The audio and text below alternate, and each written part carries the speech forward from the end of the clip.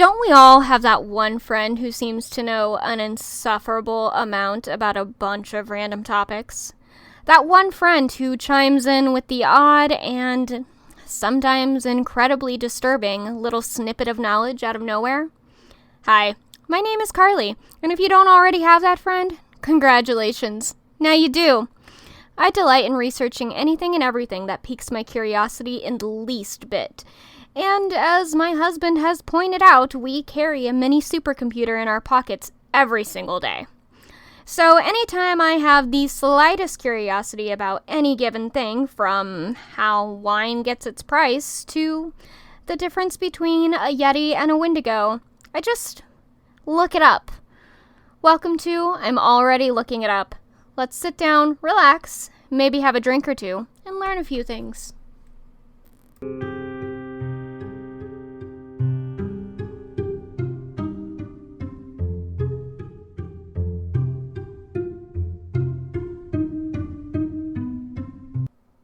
Hello. You're listening to I'm Already Looking It Up, the podcast where I, your host, research a random topic and tell you, my lovely listeners, all about it.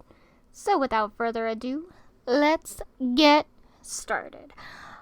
Okay, we're going back to my historical roots for this one. I'm excited about this one, guys. This topic comes to you. Can't talk. This topic comes to you from one of my favorite time periods to study, the Middle Ages. Now, when I was finishing my master's in history, I had to come up with a thesis topic, and it needed to be as original as it could be. Naturally, me being me, I had a lot of ideas, many of which were, unfortunately, not really considered very scholarly. However, one idea, I'm going to stop hitting my microphone. However, one idea always stuck with me. And it is thanks to my excellent advisor that it even crossed my mind at all. As anyone who has been listening to any of this podcast knows, I love comparing mythological and fantastical tales across cultures and finding similarities. It just makes me feel more human, you know? So when trying to come up with the thesis topic, my advisor showed me a book that I now own a copy of myself and will forever be one of my favorite books of all time. The Grand Medieval Bestiary. Y'all who know me know I love a reference book, and this girl, she a thick reference book. So today, we're talking about bestiaries, baby. So to start, a little history. What exactly is a bestiary? Well, it is defined as a collection of animal descriptions and illustrations that originated in the ancient world and became popular in the Middle Ages. Don't call it the Dark Ages, it just pisses me off. It describes both real and imaginary animals and is known for its vibrant and lively illustrations of the natural world. Now, you might be thinking, Carly, we know what animals look like. What makes these descriptions so interesting? Well, I'm here to tell you, they are cray-cray. Not only are these physical descriptions of animals in the natural world, but these descriptions also include ideas about morality and what the animals represent. And it's just fun to look back on this historical text and see the thoughts that led them to these conclusions. And we can sometimes still see those thoughts in our culture today. For instance, there's a lot we consider when it comes to animals, and what they represent, and, how animals represent people in certain things, such as, astrology, or like the Chinese calendar, or any of that. Like, we talk a lot about what we think an animal is like, and we compare ourselves to them. Now, you might be wondering what I'm planning to do for the rest of this episode. That pretty much sums it up, right? Nah, I'm gonna read from this magnificent tome about some of my favorite animals and see what it has to say. It's my podcast. I can do what I want. So let's get started. Alright, so I do have this, I told you, she a big book. You can hear her. I don't know why I personified my book as this, but she's a she now, and we're just gonna get over it. So, as I mentioned before, this has some bomb-ass illustrations in it. I definitely recommend Googling medieval illustrations, especially in Bestiaries, because they are just wonderful. Medieval times marks a period of art in which we didn't really know what we were doing. So sometimes we look at back at medieval art and be like, man, this is whacked. And some of these are. So we're just gonna go down. There's 100 beasts in this, and they're all they go in alphabetical order. So we're gonna go down and see what's the first one. Ah, yes. The basilisk is my favorite. So, or that's gonna be my favorite first one. So we'll go with that one first. We're on page 170. Now again, she a thick book. So that's 75. 170. Oh, look, I turned right to it. So I don't know if any of you actually know what a basilisk is, and no, it is not a giant snake like in Harry Potter. It actually is an interesting little creature, but I'll let the scholars of the medieval world tell you all about it. The basilisk was presented as the king of serpents, as indicated by its name, which means little king in Greek. Thus, it is often shown crowned, but it probably owes its royal title to its supposed ability to kill with a single glance. This extraordinary capacity is due to the mythical nature of the basilisk, born of the confluence of two traditionally opposed worlds, the earth and the heavens. As reported by Vincent of Beauvais in Speculum Naturale, Book 20, or Natural, maybe? Could be wrong. Among others, the basilisk was thought to issue from an egg laid by a hen on a pile of manure and incubated by a toad. Can this be a Stardew Valley chicken? I require. Someone get Concerned Ape on the horn. And, yeah, I think that would be fun. Anyway, pile of manure and incubated by a toad, a notion refuted by Albertus Magnus some years later. Hence the form most often given this animal in medieval iconography, with the front end of a chicken and the tail of a reptile, as seen in the Bestiary of the transitional version in St. Petersburg. This unnatural birth, reconciling two animal realms seen as polar opposites in the medieval period, that of birds and that of serpents, resulted in the abomination possessed of extraordinary power. Occasionally, however, the basilisk is given the traditional form of a serpent with a small red crest on its head.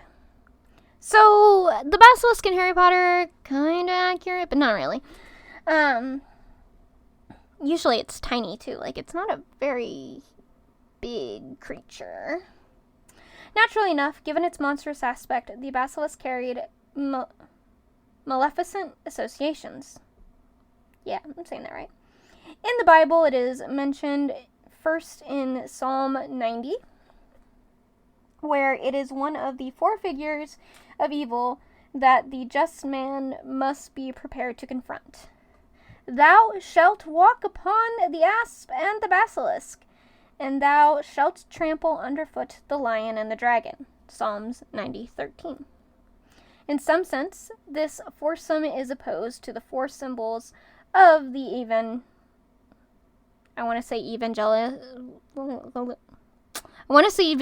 but that's just because I just did the anime episode. So, of the evangelists, there we go, there it is. The image of Christ trampling the basilisk underfoot became widespread in medieval iconography. So, it is not surprising to find in a copy of the Summa Aurea by Henri de Sousse, I'm sorry. I'm going to mispronounce things. It's my bad. Dating from 1315, the tree of bigamy, a prescribed practice presented by a figure of Christ trampling on two basilisks. And there is a picture of it here. Very interesting. They look more like chickens. The basilisk also symbolizes the Antichrist in the prophecies of Isaiah. Rejoice, thou whole Philistia, that the road of him that struck thee is broken in pieces. For out of the root of the serpent shall come forth a basilisk, and his seed shall swallow the bird. Isaiah 14:29, which kind of makes sense, given that Lucifer was an angel and is also represented by a serpent a lot of the time because he was a snake in the Garden of Eden. So you combine those two as kind of a basilisk because he has wings. Huh. Never thought of it. That's kind of cool. Root of the serpent shall come forth a basilisk, and his seed shall swallow the bird. Only one animal is acknowledged to be a danger to the basilisk, the weasel.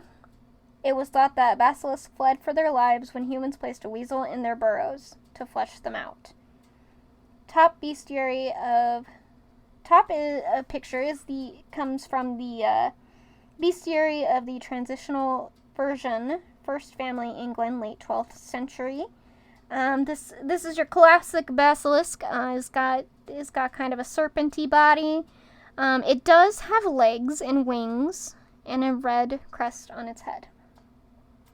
The rest of them are they all sort of look the same as that. So this is this is a basilisk. Alright. I find that fascinating. Alright, so next we have, I'm going to go back to my handy dandy, whatever the beginning of a book is called, index? No, not index. That's not right. My brain is totally working today. Okay, so we got basilisk. That one's fun just because it is a fictional or an imaginary beast. I did not ever think about that Lucifer thing, though. The Antichrist thing is interesting. So, I'll be using that knowledge in the future for probably something completely useless, but, it's fine. Alright, so, let's see, the boar and the pig. My birthday on the Chinese calendar is the boar / pig.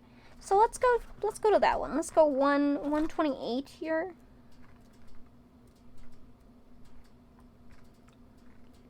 Because I want to know what we got. I also like pigs. I also like bacon. Alright. Here we go. It's got a couple pages about it. Oh, it's got a couple pages of pictures. These pictures, look at these little pigs. They're so cute. Oh, this is a long one. Alright, buckle up, buttercups. Since Christmas were not subject to the same dietary restrictions as Jews and Muslims, they raised and ate members of the family Sude, just like any other farm-bred animals. Nonetheless, Hildegard of Bingen advised against eating pork, claiming that it was impure due to the animal's eating habits. Pigs had a strong presence in medieval society, and depictions of them wandering freely through towns and villages were commonplace in popular imagery. In fact, in 1131, the son of Louis the Fat was killed when... Oh no, poor Louis.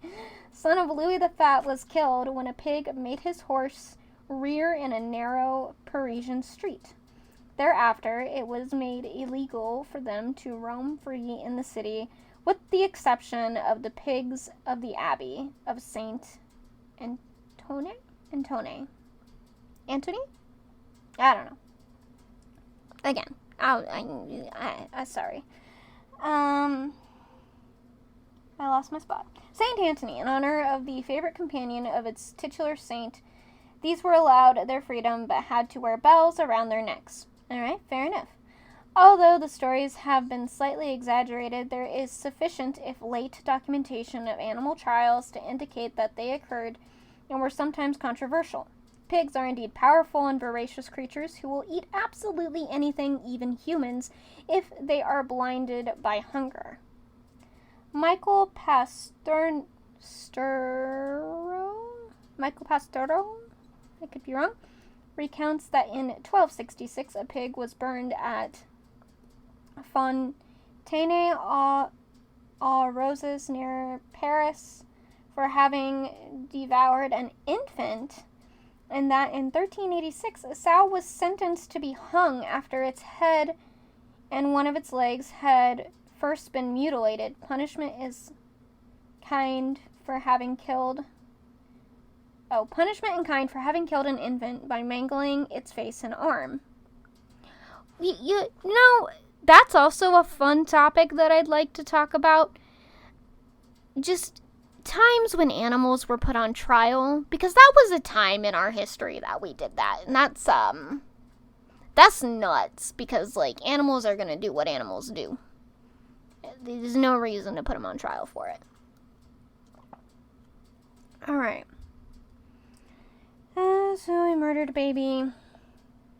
In September of 1394, another pig was hung in Mortagne for having caused the death of a child in the parish of Romaine? Okay. And in 1414, 3 others were punished in Rouvers, Burgundy. I'm so sorry. For having killed an infant in its cradle. There's a lot of children dying to pigs. Such practices provoked the indignation of some medieval jurists. For example, the 13th century jurisconsult Philippe de Beaumanoir, I think I got that one, I'm probably wrong, author of Coutumes de Beauvaisis, Customs of the Inhabitants of Beauvais, who explained, those who have the right to seek justice on their lands have animals that commit murder brought before the tribunal. When a sow kills an infant, for example, it is hung and dragged, and similarly with regard to other animals. But such action is not proper. For brute beasts have no knowledge of good and evil, and on this point it is justice wasted. For justice should be served to avenge a crime, and in order that the perpetrator should know and understand what punishment he deserved. Now, discernment is a faculty that is lacking in brute beasts. Accordingly, it is an error in judicial terms to condemn a brute beast to death for some misdeed of which it has been found guilty. The foregoing should indicate to the judge what is in such circumstances the extent of high rights and obligations. And he's basically saying what I just said. There's no point in doing this to animals because animals gonna do what animals gonna do. In any case, these practices continued for some time. Nope, they just did not care. They certainly had a cathartic effect for the victims' families, which found these simulacra?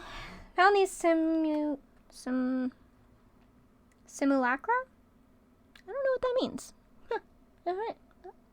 A means of assuaging their hatred, I'm going to go 2 pages, for the animal. And the question of the animal soul was debated at length throughout the Middle Ages, garnering as many partisans as adversaries.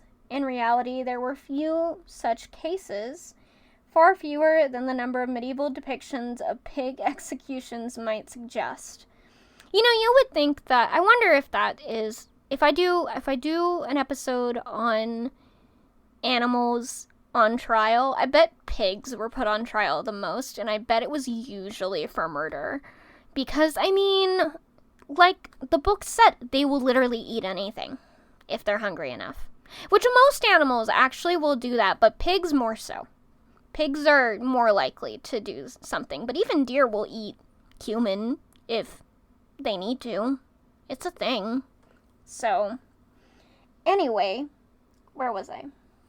Widely used to illustrate the labors of December in illuminated calendars, following the depictions of foraging that were favored for October or November, when pigs were taken into the forest for this purpose. Oh, to be executed. Okay, sorry. Another frequently encountered scene is the boar hunt, one of many hunting subjects found in Gothic illuminated manuscripts, especially in their marginalia. These scenes have as much to do with symbolism as with contemporary reality, for wild boars carried a heavy burden of negative associations. I am feeling called out and attacked right now. It's fine. These temporary reality... Okay, negative... Oh my god. These scenes have as much to do with symbolism, blah, blah, blah, with contemporary reality. Wild boars have a heavy burden of negative associations. In the Pèlerinage de Vie Humaine by Abbot Guillaume de Goleville? I don't know. The pilgrim of the title encounters gluttony sitting on the boar. And in the Somme la Leroy, that one's easy, chastity is shown holding a turtle dove in a medallion while trampling a boar underfoot. Gluttony and lust are indeed the two principal vices most often associated with pigs. Wow. Okay. I do like to eat. And the other thing, too. I need to stop sidebarring. Gluttony and lust are indeed the two principal vices most often associated with pigs. Accordingly, hunting scenes in the margin were meant to encourage readers to chase away carnal thoughts before reading their Psalter or saying their prayers. The porcine companion of St. Anthony probably had similar connotations. For lust and gluttony were the principal temptations against which he had to struggle during his retreat in the desert.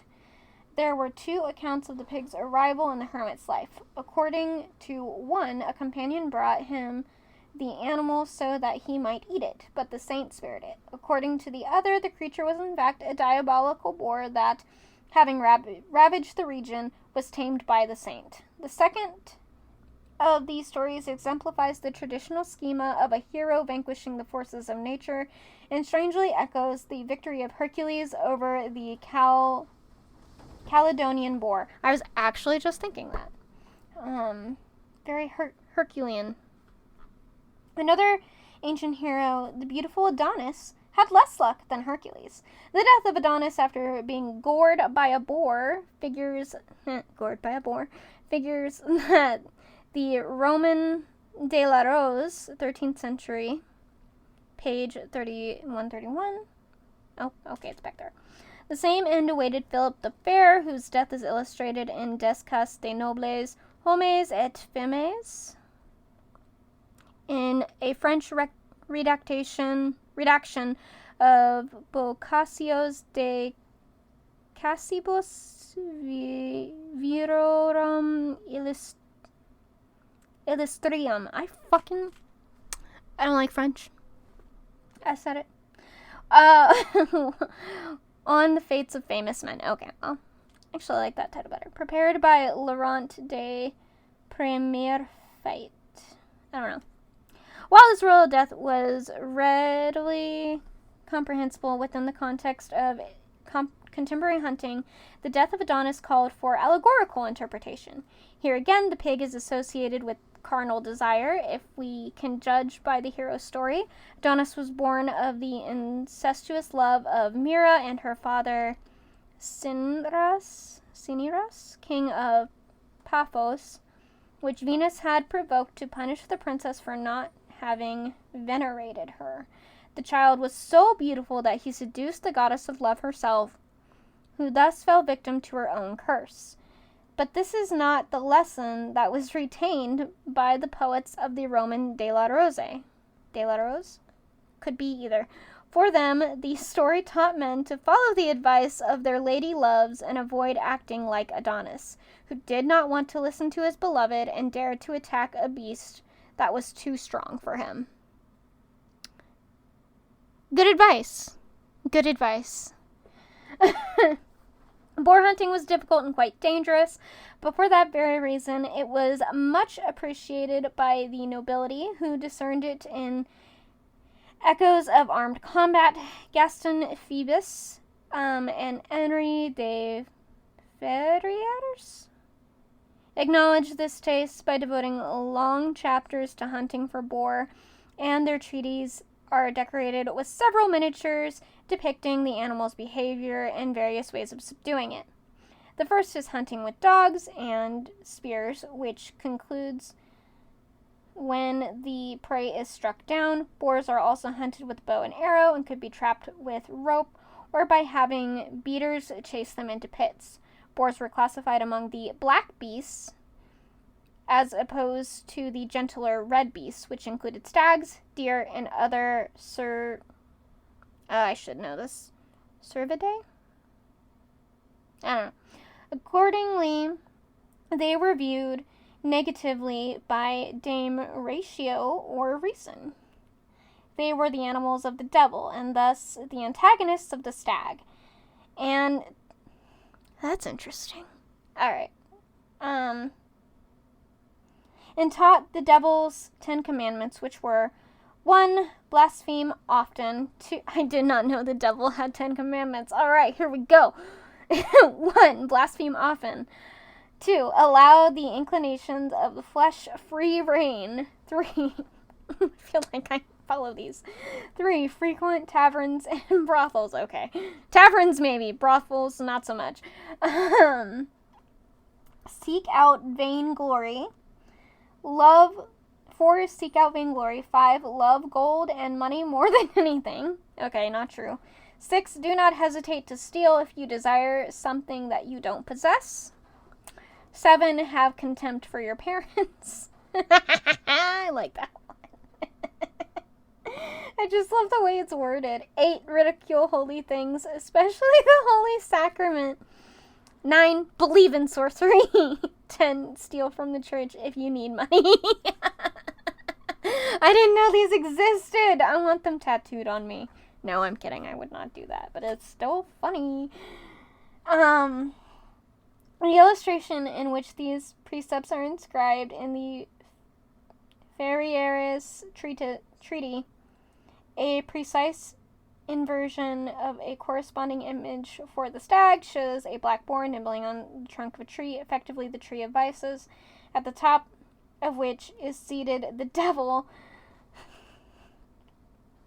At the top of which is seated the devil, whose branches lead to the inscriptions of the 10 commandments of the evil one. Oh my god. Dame Reason continues by glossing the 5 dark beasts, beginning with the boar by... I love this picture. It's beautiful. It needs to go on a mug.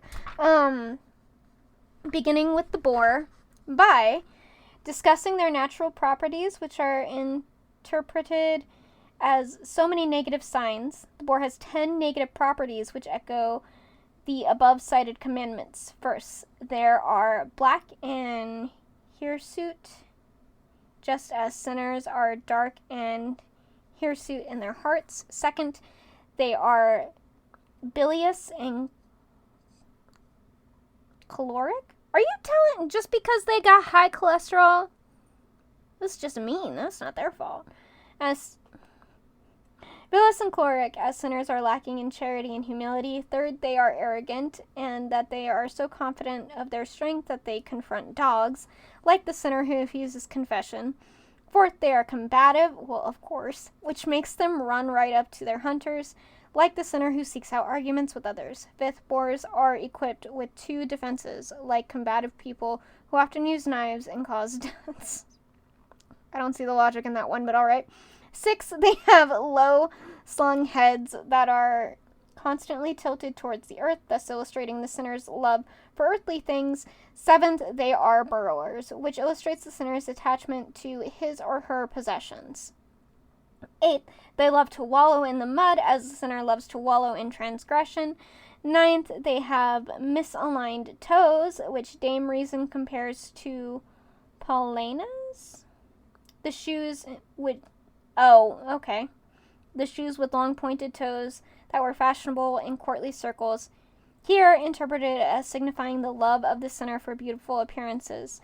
10th, they sleep in a wallow in the earth. We already talked about wallows. You can't use it twice. Which symbolizes the fate that awaits the sinner who, once laid in earth, will be consumed by worms without hope of bodily resurrection. This is freaking amazing. Thus, it was largely the boar's proximity to the earth that promoted its negative connotations. So you're just blaming it for being short. That's not cool. Thus, it was largely the boar's proximity to the earth that prompted its negative connotations. Its behavior made it a natural opponent of the celestial aspect of the Christian ideal. Several of these glosses seem to derive from medieval encyclopedias like De Proprietatibus Rerum. I should be better at Latin than that, but I'm not. By Bartholomew the Englishman. Okay. What a name. Who says that the boar is a cruel and coarse beast. Isidore of Seville maintains that this coarseness prompted the beast's Latin name, claiming that aper derived from asper, rude and uncultivated. He then recycles many notions from Pliny and Avicenna. The boar is so savage that it is difficult to tame even when castrated. It does not fear death and remains defiant before the spear of the hunter with whom it battles. Courageously to the end. Sorry. Focusing on its means of defense, Isidore reprises Avicenna's belief that the boar chews oregano to strengthen its teeth. I mean, the rodents do that. I mean, they don't chew oregano, but they chew stuff to strengthen their teeth. He even incorporates an erotic slant, noting that, according to Pliny, the animal's bile is an aphrodisiac. Why? No. The boar is said to be a natural enemy of the wolf because the latter frequently devours its young. Medieval authors also stress the devotion of sows to their offspring. What? Okay. Anyway, thus the depictions of sows giving suck in the margins of certain manuscripts are intended as positive images of maternal love, a notion found in several authors. The jurist Guillaume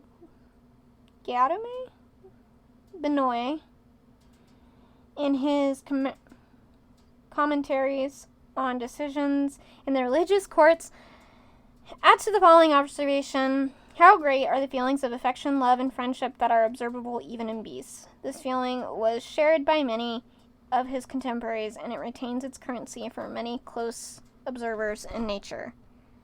So the boar, huh? We got lots of issues, apparently. Jesus. The boar is the Antichrist of animals, apparently. Jeez. Did not think that was such a thing. Alright, so we're gonna move on from that one. That was fun. Alright. Okay. So I know a caladrius is a bird. We're gonna go with cat, because I love cats. 428. Lucille the cat.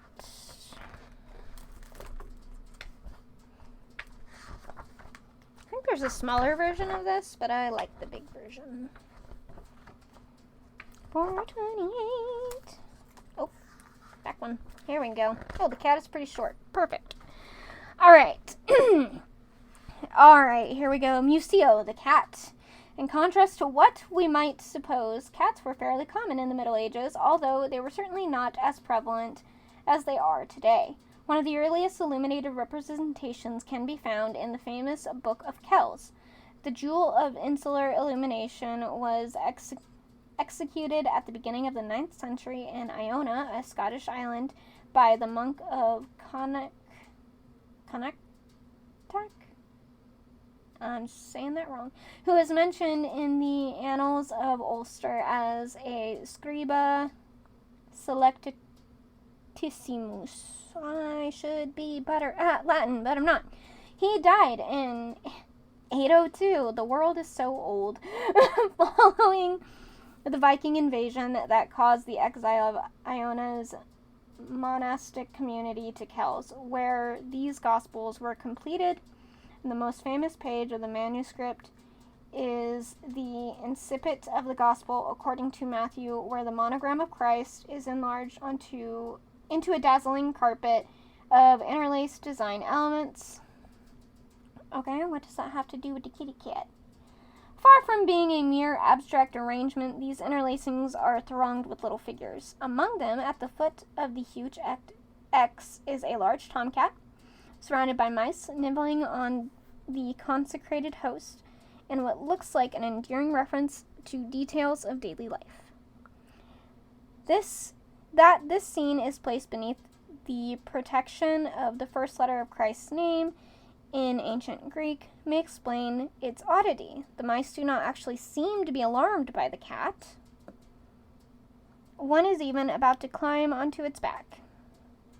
We might see in the image a reference of Christ's passion, symbolized here by the host, which is the body of Christ. The cat would thus be a symbol of the devil, and the carefree mice would represent mankind. This is not the only instance where the cat is a demonic symbol. It can also be found, for example, among, once again, all my favorite animals mean bad things, and I'm not, I thought this was shorter than it was, but it's shorter than the boar, at least. Yeah. Okay. I'm not about my animals all meaning bad things. What did I mess up? Okay. Can be found, for example, among the satanic creatures venerated by the Cathars together with the goat and the monkey. Alright. Although cats are native to North Africa and very common throughout the Middle East, the Bible makes no mention of them. Westerners first became aware of cats during pilgrimage to Jerusalem. In its original home, the cat played the same role in controlling pests as various small carnivores did in the West, particularly on shipboard, as can be seen in the illustrated version of Guillaume Leclerc's Bestiaries divine. Here, several miniatures, including those illustrating the mermaid and the whale, show a cat perched on the prow of a ship. When pilgrims and crusaders carried cats back with their other belongings, their exotic appeal earned them a favored place among domestic animals. Ancient texts, particularly the Aesop fable that describes the ill-fated alliance between the cat and the monkey, also helped make the cat familiar in the West. It is perhaps the fable that is illustrated in the margin of the hymnal now in Douai, in which a monkey offers a small round fruit to its baby while observing a cat whose kitten has been captured by another monkey, seated a little higher up in the margin. Oh, I see. Okay. I lost my spot. Again, this is why I should not look away from the text when I'm reading it.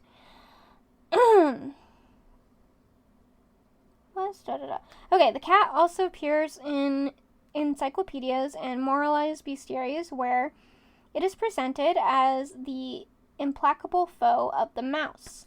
One of the interpretations provided by Isidore of Seville says that the animal's name refers to its visual acuity. According to Isidore of Seville, one of the Latin names for cat, catus, of course, is derived from captare, to catch, because of the animal's skill at hunting, which is due to its excellent sight. Neat, didn't know that. Jean Courbecon, who translated Bartholomew the Englishman's Encyclopedia into French for King Charles V in 1372, specified that the cat's eyes are very luminous. This is a significant point because in the Middle Ages it was believed that sight was the result of contact between a ray of light coming from the eye and the object observed. Thus, the more luminous the eye, the more acute its owner's vision. Although rare in Romanesque initial letters, the cat became more common in illuminations of the Gothic period. It is not always easy to distinguish from a lion in high Gothic illuminations because the creature's relative size is often ignored. Even in the Gothic period, cats are not usually found in the marginalia, but rather in scenes of domestic life. One example is the image for the month of February in the Tres Riches Jerez of Jean de France, Duc de Berry, where a cat is shown curled up in front of the farmhouse door. Cats appear fairly frequently in representations of childbirth, as in the Magnificent Nativity by Jan van Eyck. In the Turin Milan Hours, here a little cat is lapping milk from a bowl set on the floor, an anecdotal detail of daily life that contributes to the composition's naturalism. These scenes are also sometimes an opportunity to illustrate the well-known proverb, getting along like cats and dogs. Fair. Paintings often show the two antagonists squabbling. However, a few exceptions show humans attempt to reconcile the foes. Is that it? Yeah, that's it. So there you go. Cats. Neat. I love that. Kind of seen as evil and also not at the same time. Really interesting. Kind of cool. Love it. Love it. I love these. We're going to do one more because they're fun. And I think I've done, I did mythological and then 2 beasts that we know exist. So let's look for another mythological. I could do a dragon. I feel like the dragon one is really long, though, because I've looked at that one a lot. Let's go griffin. Let's see how long a griffin is.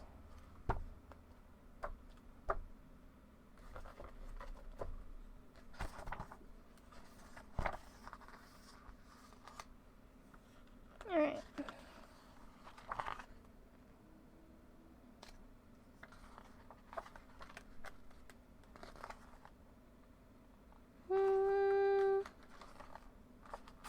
Not too long. We could do this one. All right, we're going to go with the griffin just because I want to do another mythological beast. The griffin is a mythical animal that entered the medieval bestiary from antique literature and iconography. Features prominently in Oriental ornament, which spread through the West thanks to cultural exchanges with the Byzantium and with the Sassanid culture. One of the finest examples of this transmission of motifs appears on the deed attesting the marriage of the Byzantine Princess Theophano and the Germanic Emperor Otto II. This is a roll of parchment dyed purple and featuring golden lettering on a ground decorated with pairs of medallions stacked vertically, showing respectively a lion attacking an ox and a griffin killing an antelope. These 2 motifs commonly come directly from the Oriental repertoire, the meaning of which typically goes a long way back and often originates in astrology. The fight between the ox and the lion refers to the position of these 2 constellations in the zodiac, and the griffin attacking an antelope is a Babylonian theme that represents the victory of day, embodied by the griffin overnight, embodied by the antelope. Okay, gotcha. Day overnight. Okay. The griffin is thus a solar image associated with Apollo in classical mythology, and with heroes such as Alexander the Great, who according to legend yoked his chariot to a team of 4 griffins and tempted them with quarters of meat so that they would carry him up into the air. This scene is depicted on numerous occasions in the manuscript of the Roman de Alexander. The association with the sun has helped make the griffin a symbol of royalty. Indeed, depictions often show it with a crown, and it is noteworthy for combining the attributes of the 2 main monarchs of the animal kingdom, the eagle's wings and the lion's rear. Lion's rear body. I mean, they're rare, but yeah.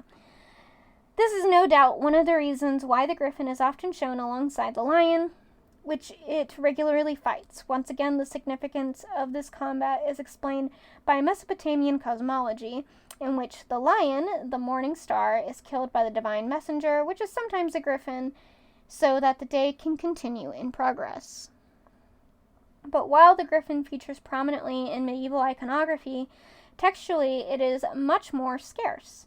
It does not appear in the Physiologus and is not mentioned in any bestiary before the 12th century. When it is, the author often simply repeats Isidore of Seville's short note on the subject in his etymologies. Even Rabanus Maurus, whose De Rerum Naturis was based on Isidore's work, does not mention the griffin, though it appears in some of the accompanying miniatures. My bad. As for Isidore's succinct text, what little it says nevertheless sheds light on the iconography of the griffin. It explains, for example, that the creature lives in the Hyperborean mountains and is attracted to the sight of gold and gemstones. It seeks them out purely for pleasure, unconcerned by lucre, but guards them jealously. This myth is the origin of a long visual tradition that depicts the griffin as a keeper of treasure. Other authors specify that it is particularly fond of emeralds. This idea was reprised in the Arthurian romances, where it is said that Lucifer wore a magnificent emerald on his forehead and came off when he was cast out of heaven and fell to earth, where it was kept by griffins until a hero discovered it. It was from this emerald that the Grail was carved. Neat, didn't know that. Isidore then says that the griffin is the mortal enemy of horses and men. In the letter of Prester John, its characteristics are found in the bird called the tigress. This man-eating tendency caused the griffin to be interpreted as a diabolical figure in the long version of the bestiary, long attributed to Pierre de Beauvais. The association of the griffin with Christ is a much later development. It is found, for example, in commenters on Dante, who interpret the griffin in the vision introducing the early paradise, the Divine Comedy, Purgatory 29.106 through 14, 31.112 through 14, 32.25 through 27, 43 to 51, 88 to 90 as a Christ figure. This interpretation is no doubt due to the griffin's twofold royalty as king of the sky and earth, a title traditionally associated with Christ. The ambiguity for the griffin's meanings is due to the dichotomy between its hybrid nature and ancient prestige. This often prompted contradictory or uncertain interpretations from medieval authors. Hildegard of Bingen, love that name, for example, places the griffin at the head of the section on birds in her treatise, The Subtleties of Different Kinds of Creatures, but hesitates as to how to define it, while nevertheless concluding that it is not fit to eat and that this twofold nature is, in the end, a negative characteristic. The encyclopedist Bartholomew the Englishman mentions the griffin among both the birds and the quadrupeds. As for Albertus Magnus, he expresses serious doubts to its existence, as Pliny had done in his day. And that's the griffin. Well, that was fun. I love these. These are great. I definitely highly recommend this book. It is called The Grand Medieval Bestiary, once again. Let me look. It is The Grand Medieval Bestiary, Animals and Illuminated Manuscripts, Christian Heck, Remy.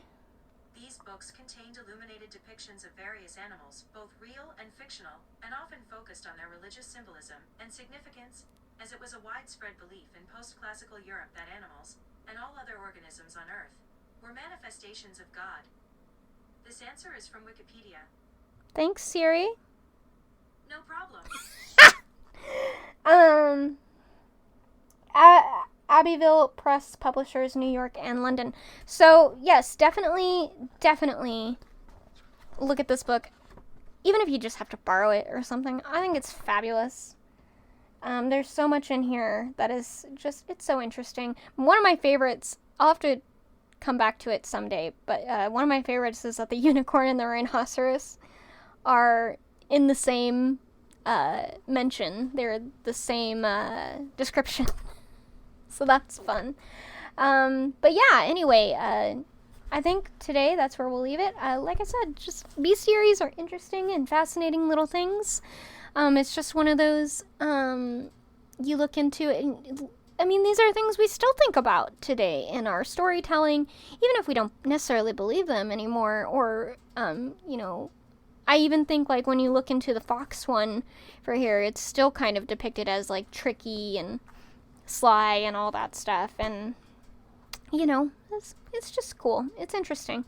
But I think that's where we'll leave it for today. Thank you for taking the time to listen, and if you enjoyed the show, please like, subscribe, and share it. It really helps me out. Thanks again, and I will see you next time. Bye.